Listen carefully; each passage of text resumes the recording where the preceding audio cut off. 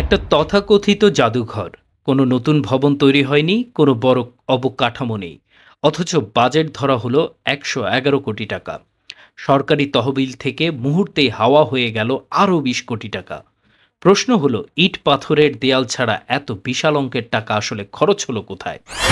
অনুসন্ধানের শুরুতেই চোখ কপালে ওঠার দশা। মাত্র ৪ থেকে ৫ মিনিটের কয়েকটি প্রামাণ্যচিত্র বানানোর জন্য একটি সংস্থাকে দেয়া হলো ৫,২৩,০০,০০০ টাকা।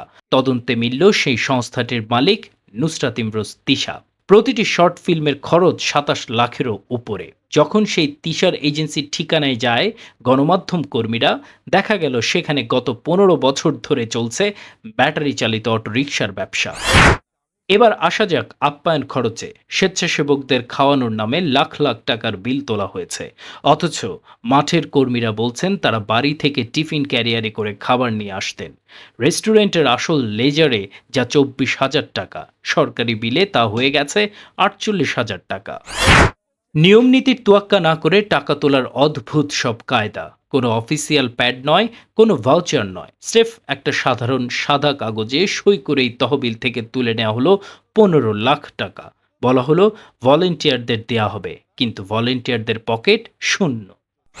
জালিয়াতি এখানেই শেষ নয়। যে বাউন্ডারি দেয়াল অন্য একটি বিভাগ নিজেদের খরচে তৈরি করেছে, সেটির পেছনেও খরচ দেখানো হয়েছে ২৪ লাখ টাকা। এমনকি কোনো টেন্ডার বা চুক্তি ছাড়াই পছন্দের স্টুডিওকে দেয়া হয়েছে ভেতরের ভাস্কর্য তৈরির কাজ।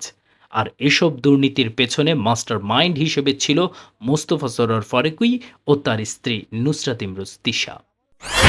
যোগ্যতা ছাড়া চেয়ারে বসা কর্মকর্তারা যখন প্রশ্নের মুখে পড়েন, তখন উত্তর দেওয়ার বদলে সাংবাদিকদের উপরই ক্ষোভ ছাড়েন। মন্ত্রণালয়ের দরজায় কড়া নাড়লেও মেলে শুধু নীরবতা।